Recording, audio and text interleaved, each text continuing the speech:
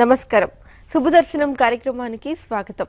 మనకి జాతకపరంగా జ్యోతిషపరంగా ఉన్నటువంటి సందేహాన్ని నివృత్తించడానికి మనతో పాటు భారత ప్రభుత్వ ఆమోదగణిత పంచాంగకర్త ప్రముఖ జ్యోతిష పండితులు పొనలూరి శ్రీనివాస గార్గే సిద్ధాంతి గారు మనతో పాటు ఉన్నారు. మరిన్ని వివరాలు సిద్ధాంతి గారితో మాట్లాడుతూ తెలుసుకుందాం. మీకు ఎటువంటి సందేహాలున్నా సరే కింద స్క్రోల్ అవుతున్న నెంబర్లకి కాల్ చేసి మీ సందేహాన్ని నివృత్తి చేసుకోవచ్చు. నమస్కారం సిద్ధాంతి గారు. శుభదర్శనం కార్యక్రమానికి స్వాగతం అండి. అలాగే ముందుగా మనతో మాట్లాడడానికి కాలర్ రెడీగా ఉన్నారు, కాల్ తీసుకుందాం. నమస్తే అండి. హలో. నమస్తే అండి. హలో. హలో. హలో. హలో నమస్తే అండి. నా పేరు కపిల్ అండి. ఓకే, ఎక్కడి నుంచి కాల్ చేస్తున్నారు? హైదరాబాద్. ఎవరి గురించి తెలుసుకోవాలనుకుంటున్నారు? నాలుగు నుంచి అండి. ఓకే, మీ డేట్ ఆఫ్ బర్త్ చెప్పండి. 4th September 1982. 1982. ఓకే అండి. అలాగే రాత్రి 8:50. రాత్రి 8:50. రాత్రి 8:50 4వ తారీఖు సెప్టెంబర్ నెల 22వ సంవత్సరం 8:50 రాత్రి 82 అండి.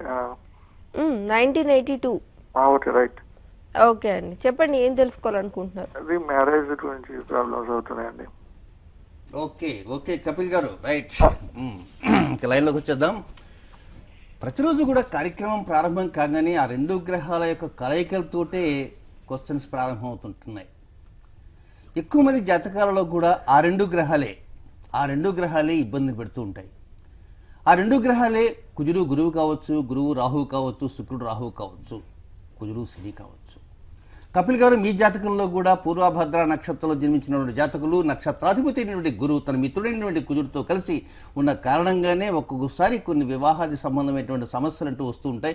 ఆ వివాహ సమస్యలు ఒక్కోసారి ముందు వస్తుంటాయి, తదుపరి కూడా వచ్చేటువంటి అవకాశాలు కూడా ఉంటూ ఉంటాయి.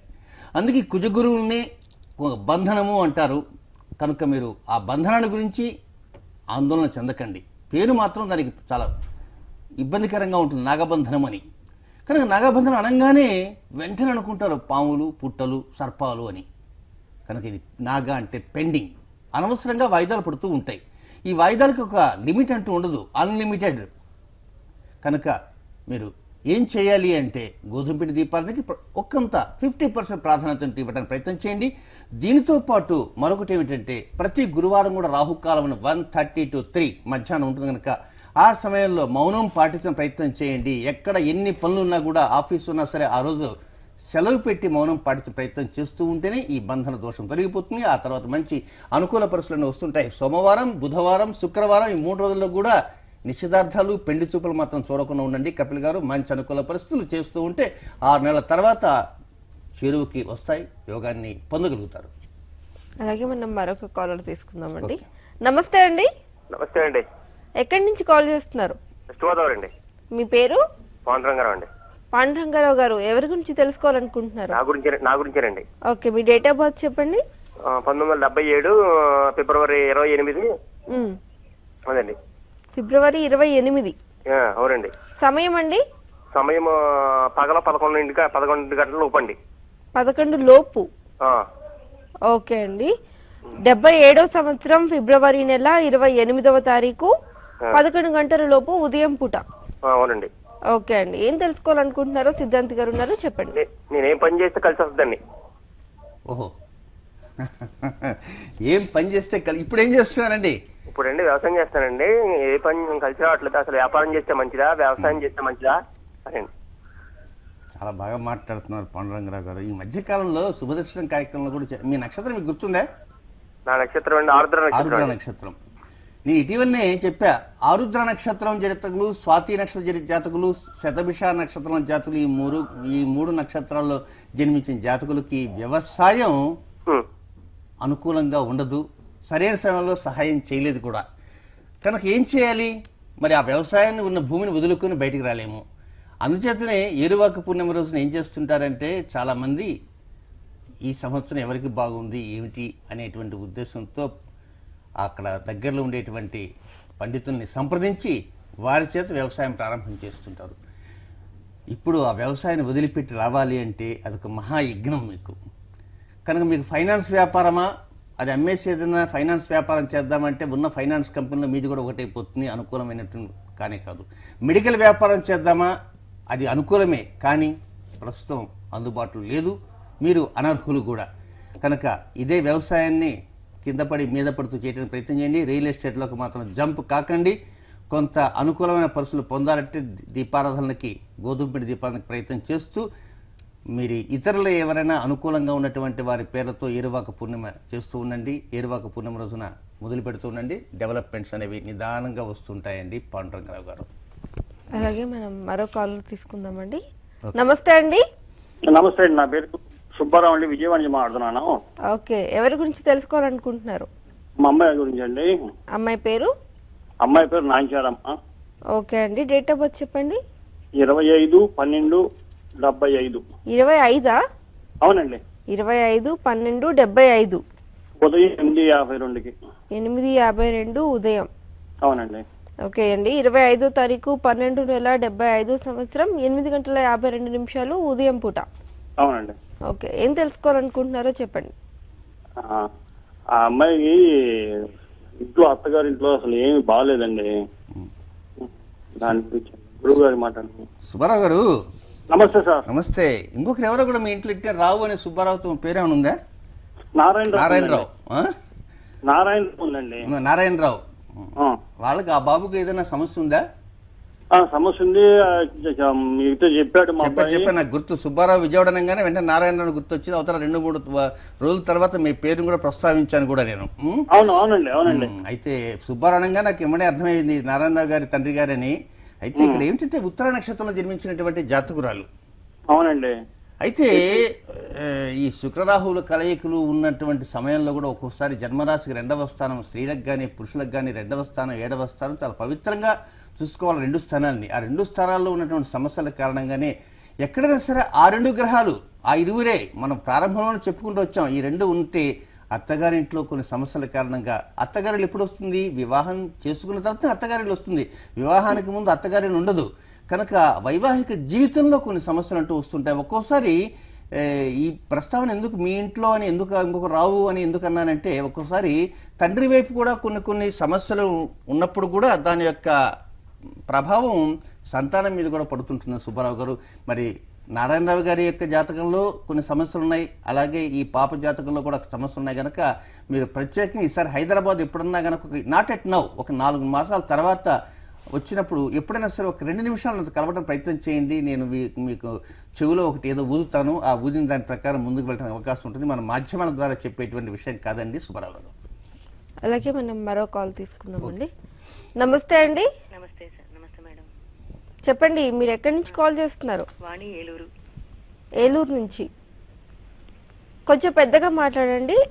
ఎవరి గురించి తెలుసుకోవాలనుకుంటున్నారు? నా గురించి తెలుసుకుందాం అనుకుంటున్నానండి. ఓకే, మీ డేట్ ఆఫ్ బర్త్ చెప్పండి. ఏప్రిల్ 11 72వ సంవత్సరం. ఓకే, సమయం చెప్పండి. తెల్లవారుజామున 3:09 3:09 తెల్లవారుజామున. అవునండి. ఏప్రిల్ నెల 11వ తారీఖు 72వ సంవత్సరం తెల్లవారుజామున 3:09. తెల్లవారితే 11వ తారీఖేనా? అవునమ్మా, అవునండి. ఓకే అండి, ఏం తెలుసుకోవాలనుకుంటున్నారో చెప్పండి. కొంచెం ఆర్థికంగా ఇబ్బందిగా ఉందండి. ఆర్థిక ఇబ్బందులు, ఇంకా ఆర్థిక ఇబ్బందులు కామా ఉంది, ఫుల్ స్టాప్ లేదు అక్కడ. చాలా ప్రాబ్లమ్స్ లా ఉన్నాను అదే గురుగారు. ఆ ప్రాబ్లమ్స్ ఏదైనా చిన్నది ఏమన్నా చెప్పడానికి అవకాశం ఉందా తల్లి? నమస్తే సార్. నమస్తే అమ్మా. ఇప్పుడు ఆర్థిక ఇబ్బందులు అన్నారు, అందరూ ఆర్థిక ఇబ్బందులు ఉన్నాయండి అనలే, ఆర్థిక ఇబ్బందులు అన్నారు. అవతల 2-3 ఉన్నాయి. ఆ 2-3లో మీరు ఏదైనా చెప్పలేకపోతే పర్వాలేదు, నో ప్రాబ్లం. కాదండి గురుగారు, మా వారేమో చేస్తున్న ఉద్యోగంలో ప్రాబ్లమ్స్ ఆయన మానేశారండి. ఓకే. బాబుకి సరైన ఉద్యోగం రాలేదు ఇప్పుడు దాకా. అది కామా. ఇంకా ఇంట్లో కొంచెం ఇబ్బందిగా ఉందండి ఆర్థికంగా. కామా. చాలా బాధలు పడుతున్నామండి గురుగారు. ఇంకా 4-5 కామాలు ఉన్నాయి. చాలా బాధల్లో ఉన్నామండి. ఓకే వాణి గారు, నో ప్రాబ్లం. శతభిష నక్షత్రంలో జన్మించినటువంటి జాతకురాలు, కుంభరాశిలో జన్మించిన జాతకురాలు, జన్మరాశి నుంచి 4వ స్థానంలో శతభిష నక్షత్రానికి అధిపతి అయినటువంటి రాహువు 4వ స్థానం అధిపతి అయినటువంటి శుక్రుడితో కలిసి ఉన్న కారణంగానే ఉంటుంది. ఇది ప్రత్యేకంగా శుక్రవారం రోజుల్లో మామూలుగా అలచంద పిండితో కూడా దీపారాధన చేస్తూ ఉంటారు.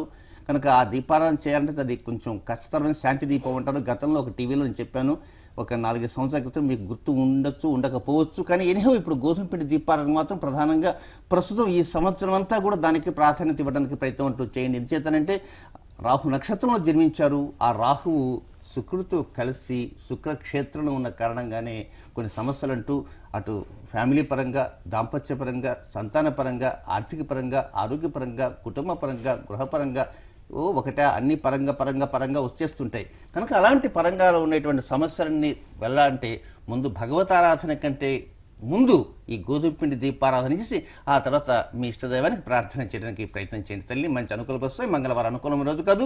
ఎరుపు రంగు బట్టలను తరచుగా ధరించకుండా ఎరుపుకి కొంచెం స్వస్తి చెప్పడానికి ప్రయత్నం చేయండి వాణి గారు. అలాగే మనం మరో కాల్ తీసుకుందామండి. ఓకే. నమస్తే అండి. నమస్తే అండి. చెప్పండి, ఎవరి గురించి తెలుసుకోవాలి? మా బాబు గురించి అండి. బాబు పేరు? Ganit. Okay, date of birth చెప్పండి. 9 జూలై 1983. 9 జూలై 1983. ఓకే. ఉదయం 4:30 4:30 ఉదయం పూట. 9వ తారీఖు జూలై నెల 83వ సంవత్సరం 4:30 ఉదయం పూట. అవునండి. తెల్లవారితే 4వ తారీఖే కదా? అవును, 9 అండి. 9వ తారీఖు. ఓకే అండి, చెప్పండి, ఏం తెలుసుకోవాలనుకుంటున్నారు? మా బాబుకు బిజినెస్ పనికి రాదని చెప్పాడు. అంటే ఆయన చేసే బిజినెస్ లాస్ వస్తుందని చెప్పాడు గురువు గారు. సరే, అది లాసే అయ్యిందండి. మరి ఇప్పుడు ఏ బిజినెస్ చేస్తే బాగుంటది? బాబుకు నీలం పనికి రాదని రెమెడీస్ క్యాలెండర్ లో ఇచ్చారు. అది ఎప్పటి జీవితాంతం నీలం దుస్తులు వేసుకోవద్దా, మరి ఏంటి అని అడుగుదాం. ఓకే ఓకే అంతే. ఇంకేమున్నాయమ్మా? నమస్కారం అండి. నమస్కారం. ఇంకేమైనా ఉన్నాయా? అదే పెళ్లి చేసుకొని అంటున్నందుకు రెమెడీ చెప్పారు సిద్ధాంత్ గారి మీద. ఇంకేమైనా ఉన్నాయా? బాబు ఇంకేమైనా ఉన్నాయా? ఇంకే ఉన్నాయండి. ఫుల్ స్టాప్ అయిపోయింది. Okay okay. ఆ 2 గ్రహాలే ఉన్నారు. ఎక్కడున్నారు? జన్మరాశిలో ఉన్నారు. ఏమిటో ఈరోజు ఉదయం ప్రారంభం నుంచి 6:02 ప్రజలవుతుంది. ఇంటి దగ్గర ఎవరు ఎదురు వచ్చారేమో, కానీ ఎవరు ఎదురు రాలేదు నాకు తెలిసి. ఒక కారు వచ్చిన ఆ కారులో 2 ఉన్నారేమో. వాళ్ళే కుజరాహులు, వారే శుక్రరాహులు తెలియదు. కానీ ఇక్కడ ప్రజెంట్ ఏంటంటే జన్మరాశిలోనే కుజరాహుల కలయిక జరిగిన కారణంగానే ఒక్కోసారి ఈ యొక్క వైవాహిక జీవితానికి సంబంధించిన ఆలోచనల మీద దృష్టి ఉండకపోవటం, ఒక్కోసారి ఉన్నా కూడా అవి సరైనటువంటి రీతిలో ఫ్రూట్ఫుల్గా కలగకపోవటం, ఇలాంటివన్నీ వస్తుంటాయమ్మా. మీరు కోరిన ప్రకారంగా, అనుకున్న ప్రకారంగా నెరవేరాలి అంటే గోధుమ పిండి దీపానికి ముందు మొట్టమొదటి ప్రాధాన్యత ఇవ్వడానికి ప్రయత్నం చేయండి. ఇక నీలం రంగు అనేటువంటి జీవితకాలంలో ధరించుకుని ఉండడానికి ప్రయత్నం చేయండి. ఒకవేళ ధరించాలనుకుంటే మంగళవారము, ఆదివారం తప్పించి మిగిలిన రోజుల్లో ధరించడానికే ప్రయత్నం అంటూ చేయండి. అనుకూల పరిస్థితులు నిదానంగా వస్తాయి. నిదానంగా అంటే ఎప్పుడు వస్తాయి? 2019వ సంవత్సరం ఆగస్టు 24వ తేదీ నుంచి 2021 సంవత్సరం డిసెంబర్ 27వ తేదీ దాకా మధ్య జరిగేంత పూర్తిగా అష్టమ శని పీరియడ్ అంటారు. ఆ అష్టమ శని పీరియడ్ పూర్తిగా అనుకూలంగా, సాంప్రదాయబద్ధంగా, యోగవంతంగా, లాభదాయకంగా స్థితిగతులను ఇస్తుంది. అది డెవలప్మెంట్ ఇచ్చేటువంటి అసలు సిసైనటువంటి పీరియడ్ అష్టమ శని. కనుక దానికోసం వెయిట్ చేయడానికి ప్రయత్నం అంటూ చేయండి. అలాగే మనం మరొక కాల్ తీసుకుందామండి. ఓకే. నమస్తే అండి. నమస్తే మేడం. చెప్పండి, మీరు ఎవరి గురించి తెలుసుకోవాలనుకుంటున్నారు? నా గురించి ఓకే, మీ పేరు? శివప్రసాద్.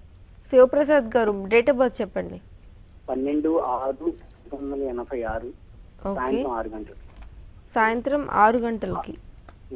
12వ తారీఖు 6 నెల 86 సంవత్సరం సాయంత్రం 6 గంటలకి.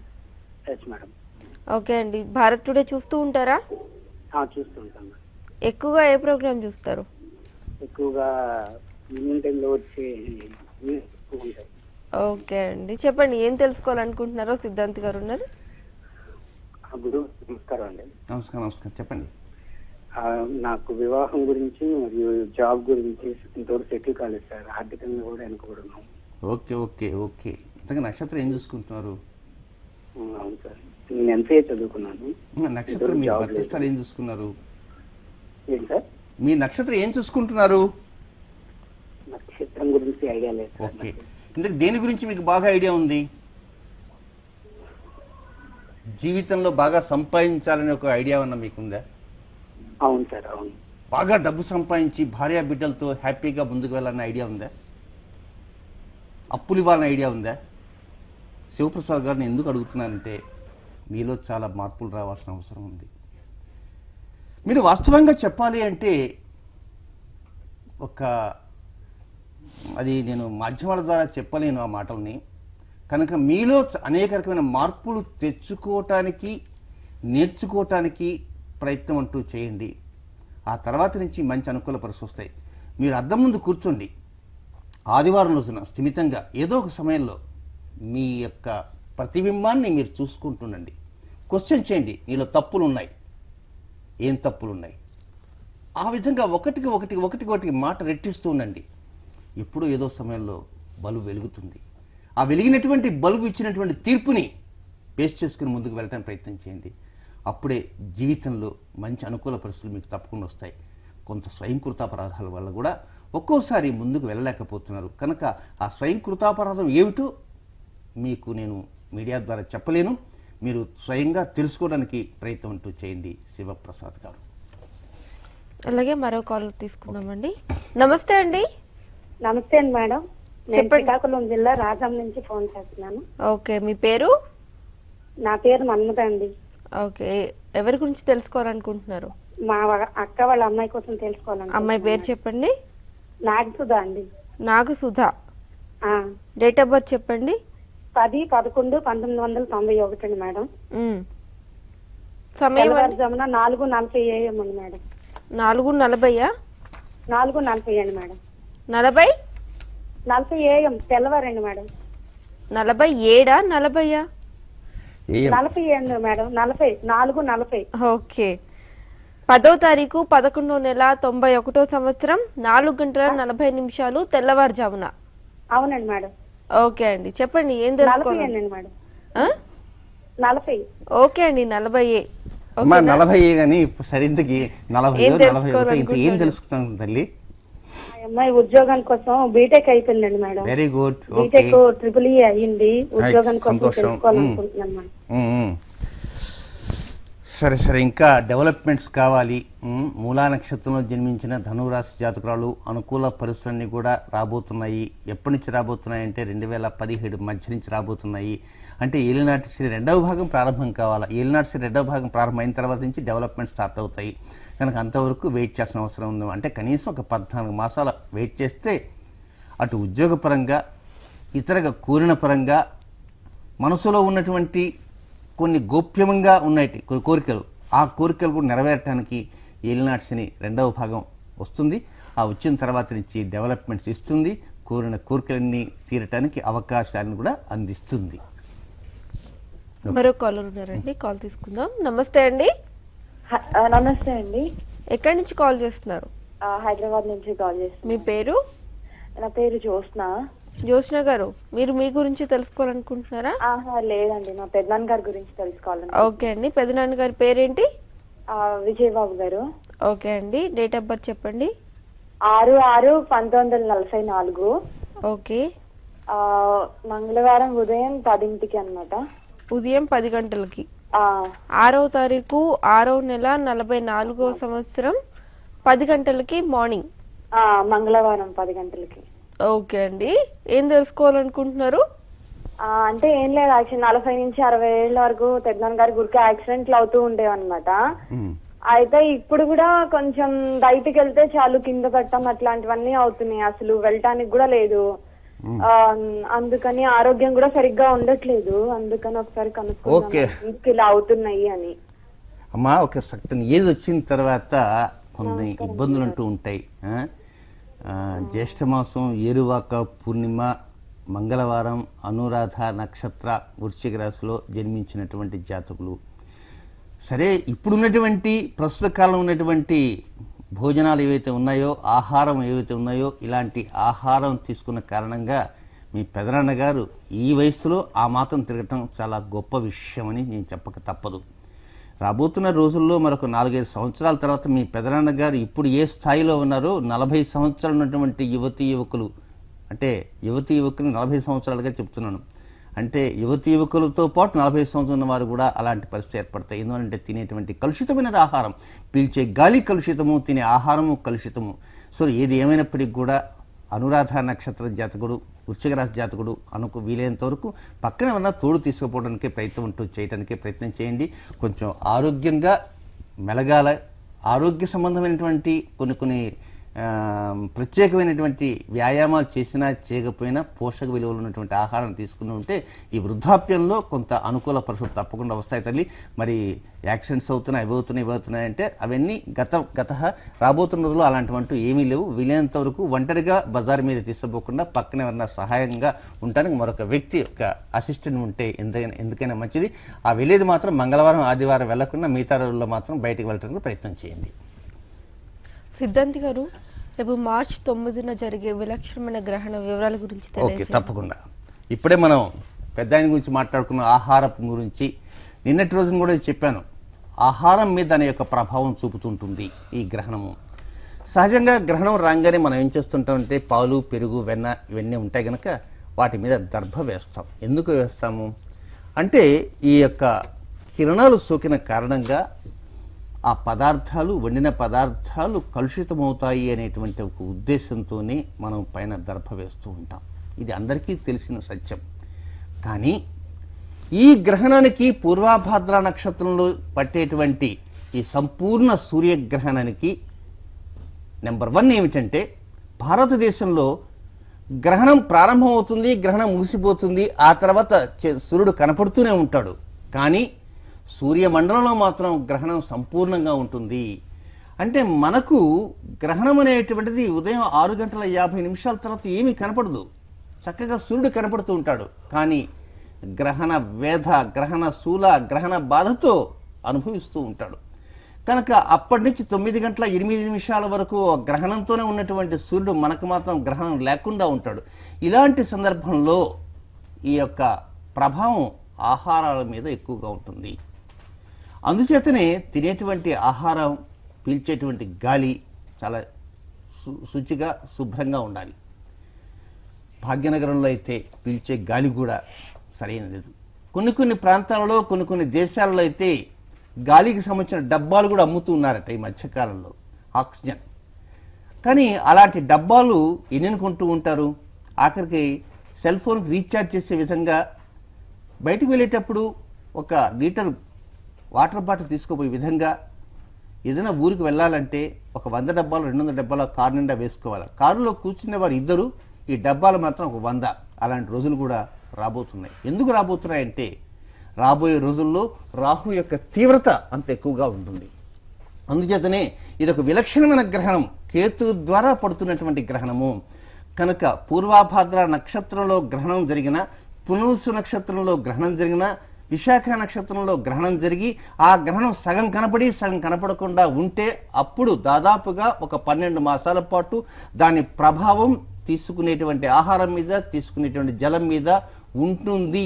ఇది 150% ఖాయము. అయితే ఇది గ్రహణం వల్ల జరిగేటువంటి సందర్భం. కానీ ప్రస్తుత రోజుల్లో మార్కెట్కి వెళ్ళి పండ్లు కొనాలన్నా, అరటి పండ్లు కొనాలన్నా, మరొకటి కొనాలన్నా కూడా కార్బైడ్తో పండిస్తారు. హైకోర్టు నుంచి న్యాయమూర్తులు దాని మీద కొరడా జులిపించినప్పటికీ కూడా వీరు ఏం చేస్తున్నారంటే వ్యాపారులు, మేము కార్బైడ్ వేయటం లేదండి, కార్బైడ్ వేయకుండా పండిస్తున్నాము, కావాలంటే ఒకసారి వచ్చి మా లోపల ఉంటుంది కదా రూము పెద్దది, ఆ షోరూంలో పెట్టేవారు కానీ లేకపోతే గోడౌన్లో కానీ చూడండి అంటారు. అక్కడెక్కడ మనకు కార్బైడ్ కనపడదు. కానీ ఆ పండ్లు మాత్రం కార్బైడ్తోనే మగ్గుతూ ఉంటాయి. ఎలా చేస్తున్నారంటే వీళ్ళ యొక్క తెలివి ఎంత గొప్పదంటే నేరుగా రైతుల దగ్గరికి పోయి రైతులకే చెబుతున్నారు, మీరు నేరుగా పండు తెస్తే మేము కొనం, మాకు అక్కర్లేదు, మీరే మీ పంట పొలాలలో కార్బైడ్ వేసి పండించి తీసుకొనండి, అప్పుడు మేము కొంటాం ఉంటున్నారు. మరి రైతులు ఏం చేస్తారు? పంట చూస్తూ వదులుకోలేరు. ఒకవేళ మేము పెట్టలేమండి కార్బైడ్ అంటే మీరు పండించిన పంట మాకు అక్కర్లేదు అంటారు. అందుచేత ఆ తప్పు రైతుల చేత చేయిస్తున్నారు దుర్మార్గపు వర్తకులు. చూసారా? అవి మనం తెచ్చుకుంటున్నాం, అది ఎంతో పోషక విలువైన ఉద్దేశంతో తింటున్నాం. ఇది ఒక పెద్ద మోసం, దగ.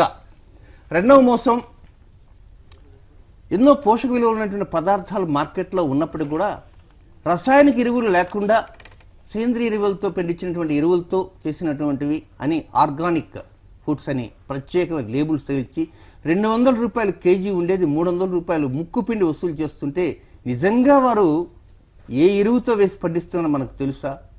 తెలియదు. కనుక ఈ గ్రహణ ప్రభావము అలాంటి వాణిజ్య రంగంలో ఉండేటువంటి వర్తక శిఖాములు ఎవరైతే ఉంటారో వారి మీద ఎక్కువ ప్రభావం చూపి నీతిగా నిజాయితీగా వెళ్ళే వారిని కూడా ఆ గ్రహణ ప్రభావం ఆ విధంగా లాక్కుంటుంది. కలుషితమైన ఆహారాన్ని బజార్లో విచ్చలవిడిగా అమ్మేస్తుంటే ఆ సమయాన్ని క్షుద్బాధ తీర్చుకోవడానికి ఏదో ఒకటి తింటుంటాం. నేను ప్రతిరోజు గమనిస్తుంటా, ప్రతిరోజు నేను వస్తుంటాను, కారులో వస్తుంటే చూస్తుంటే ఈ ఐటీ రంగంలో ఉండేవారంతా కూడా రోడ్డు పక్కన సైకిల్ మీద ఏదో ఇడ్లీ దోశ ఉంటే నిలబడి తినేస్తూ ఉంటారు పాపం. నిజంగా అక్కడ ఆ సమయాన్ని తినాలి తప్పదు, కానీ ఆ చేసేటువంటి ఆహారం కానీ ఇడ్లీలు కానీ ఉప్మాలు కానీ ఆ మైసూర్ బోండాల బజ్జీల అవి సరిగా చేస్తున్నారా అనే విషయం గమనించారా? కలుషితమైన నీటితో చేస్తున్నారో ఎలాంటి నీటితో చేస్తున్నారో కూడా తెలియకుండా తినేస్తూ ఉన్నారు. ఆ తర్వాత జరిగేటువంటి దానికి ఆ మూల్యం ఎవరు చెల్లించుకుంటారు? ఒక్కసారి మీరంతా గమనించండి. మనకు మిరపకాయ బజ్జీలు చాలా ఆనందంగా తినేస్తూ ఉంటారు. నేను కొన్ని ప్రత్యేకంగా స్టాల్స్ దగ్గర దూరంగా నిలబడి ఏదో నిఘా వేసిన వాడిలాగా నిలబడి కారులో కూర్చుంటా. నా శ్రీమతిని నే పని పాట ఏం లేదా పొదనా అంటుంది, ఆపు అని చూస్తూ ఉంటా వాడు ఏం చేస్తాడని. నేరుగా తెచ్చిన మిరపకాయలు తీసుకుంటాడు, కనీసం వాటి కడగడు. అలాగే కొత్తిమీర కానీ అది తీస్తాడు. వాటి మీద ఎన్నో రకమైనటువంటి ఈ కెమికల్ అంతా కూడా అంతకుముందు చల్లినటువంటి కెమికల్ అంతా అంటుకొని ఉంటుంది.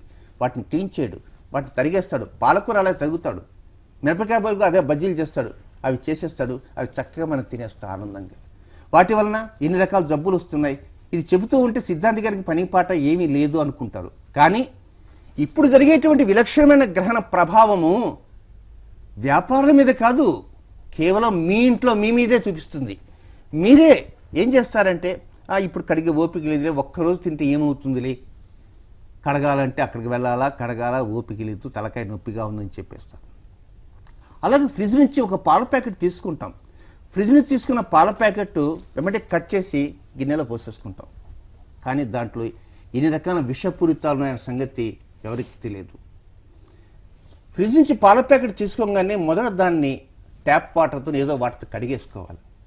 కానీ నేనైతే ఏం చేస్తానంటే ప్రత్యేకంగా కడిగి ఒక పేపర్ మీద పెడితే ఒక 1 or 2 minutesకి ఆ పేపర్ పైన ఉన్న చెమ్మంతా లాక్కుంటుంది. ఫ్రిడ్జ్లో ఉన్నటువంటి వస్తువుల మీద దానిపైన ఉండేటువంటి ఈ చెమ్మ లాంటి దాంట్లో ఒక విషపూరితమైన చెమ్మ అనే సంగతి కేవలం వైద్యులకే తప్ప అందరికీ తెలియదు. ఎప్పుడైతే మనం ప్యాకెట్ కట్ చేయగానే ఆ చెమ్మ డ్రాప్స్ పడిపోతాయి, తద్వారా అనారోగ్యం వ్యాపిస్తుంది. ఇప్పుడు ఈ పూర్వభద్ర నక్షత్రంలో జరిగే విలక్షణమైన గ్రహణ ప్రభావము ఎన్ని జాగ్రత్తలు తీసుకున్నప్పటికీ కూడా మనిషి తీసుకునేటువంటి ఆహారపు అలవాట్ల మీద, మనిషి మాట్లాడటానికి ఉపయోగపడేటువంటి స్వరపేటిక మీద, మనిషి తినటానికి తాగటానికి మధ్య ఉన్నటువంటి ఈ విశుద్ధి చక్రం దగ్గర ఉన్నటువంటి గొంతు మీద దాని యొక్క ప్రభావం చూపిస్తుంది అనేది జ్యోతిష్ శాస్త్ర ప్రకారంగా తెలియజేస్తున్నా. ఈ విలక్షణ గ్రహణ యొక్క ఈ ప్రభావాన్ని మనం ఏ విధంగా చేసుకోవాలంటే, మనం ఎన్ని చెప్పినప్పటికీ శుభదర్శన కార్యక్రమంలో చెప్పినప్పటికీ కూడా వింటారు, ఆ కాసేపు తీయగా ఉంటుంది, ఆ తర్వాత వెళ్ళిపోతారు. ఈరోజు శనివారం కదా 7 గంటల 30 నిమిషాలు గోర్లు తీసేసుకోవాలని చెప్తాము, ఓకే అంటారు, 7 లోపల మర్చిపోతారు. కనుక ఆచరించవలసిందంటే విలక్షణమైన గ్రహణ ప్రభావము మానవ జీవన మనుగడకు అది ఏ విధంగా తయారవుతుందంటే పెద్ద గుదిబండలాగా తయారు కాబోతుంది. కనుకని తినేటువంటి ఆహారంలో ఎక్కువ జాగ్రత్తలు తీసుకునే ప్రయత్నం చేయండి. ఏ రాసుల వారికి ఆ యొక్క ప్రభావం ఏ అంశాల మీద ఉంటుందని కూడా నేను రేపటి కార్యక్రమం చెప్పబోతున్నాను. అంటే తినేటువంటి ఆహారం కారణంగా ఒక్కొక్కసారి దాని యొక్క ప్రభావం మనం చేసేటువంటి పనుల మీద ఉంటుంది. చక్కగా పాలు తాగాం కదా అనుకుంటాం, ఆ పాలల్లో ఏవో కల్తీ ఉంటుంది, లేక పెరుగులో కల్తీ ఉంటుంది, కూరల్లో కల్తీ ఉంటుంది, ఆహార దినుసుల్లో కల్తీ ఉంటుంది. కల్తీ లేనిది ఎక్కడ? తాగే నీటిలో కల్తీ, పాలలో కల్తీ, గాలిలో కల్తీ, ప్రతి దాంట్లో కల్తీ, మనిషిలోనే కల్తీ వస్తున్నది. కనుక ఈ కల్తీకి ఆజ్యం పోసేదే ఈ గ్రహణము. ఫైనల్గా ఒక మొక్కలో చెప్పాలంటే విలక్షణమైన గ్రహణమే ఇదే కల్తీ గ్రహణము అని చెప్పచ్చు. ఈ కల్తీ గ్రహణం వలన సమస్యలు అనేవి కొల్లలు కోకొల్లలు, అలాంటి కోకొల్లలుగా ఉన్నటువంటి సమస్యల్ని ఏదో ప్రకారంగా ఆ సమస్య నుంచి బయటపడాలంటే కొన్ని నిర్ణయాలు తీసుకోవాలి. కొంతమంది దేవతలు మనం ఆరాధించాలి. ఏ దేవతను ఆరాధించాలి, ఏ నిర్ణయాలు తీసుకోవాలి, ఈ కల్తీ గ్రహణ ప్రభావం జోలికి మనం వెళ్లకుండా ఉండాలంటే గోధుమ పిండి దీపారాధన ఒక్కటి మాత్రమే పరిష్కారం కానే కాదు. మనిషి మానవ జీవన మనుగడకు ఈ చంద్రుడు సూర్యుడు చక్కగా ఉపయోగపడేటువంటి గ్రహాలు కనుక ఈ చంద్రుడు సూర్యుడు ఒకే చోట ఉన్నారు, ఒకే డిగ్రీలో ఉన్నారు. ఒకే డిగ్రీలో ఉన్న సమయంలోనే చండాల యోగం జరుగుతున్న సమయంలోనే గ్రహణం వాటిల్లుతున్నది. ఈ విలక్షణ గ్రహణ ప్రభావం మరింత మెరుగైనటువంటి అంశాన్ని ఇస్తుందంటే ఎవ్వరికి ఇవ్వనివ్వదు. కనుక దీని ప్రభావం దాదాపు 1 సంవత్సరం వరకు ఉంటుంది. ఈ లోపల మనకు కంకణ సూర్యగ్రహణం అంటూ వస్తుంది కనుక ప్రతి ఒక్కరూ జాగ్రత్తగా ఆచితూచి అడుగులు వేస్తూ ఆహారపు అలవాటును జాగ్రత్తగా, కొంచెం చెడు అలవాటు ఉంటే అలాంటి అలవాటుకు స్వస్తి చెప్పి మంచి అలవాటును స్వీకరిస్తూ మంచి ఆహారాన్ని, పోషక విలువలు ఉన్నటువంటి ఆహారం ఏమిటో తెలుసుకొని దానికి తగిన రీతిలో దాన్ని ఆస్వాదిస్తూ రేపు చెప్పబోయేటువంటి కొన్ని ముఖ్యమైనటువంటి అంశాల మీద దృష్టి అధికంగా సారిస్తూ ఉంటే కొంత మనం బయటపడటానికి అవకాశం ఉంటుందని నేను తెలియజేస్తున్నాను. సిద్ధాంత్ గారు మా కార్యక్రమానికి వచ్చి అలాగే మాకు ఎన్నో మంచి వివరాలను తెలియజేసినందుకు ధన్యవాదాలండి. చూశారు కదండి, ఇది ఇవాల్టి శుభదర్శనం కార్యక్రమం. రేపటి కార్యక్రమంలో మరిన్ని వివరాలను తెలుసుకుందాం. అంతవరకు సెలవు, నమస్కారం.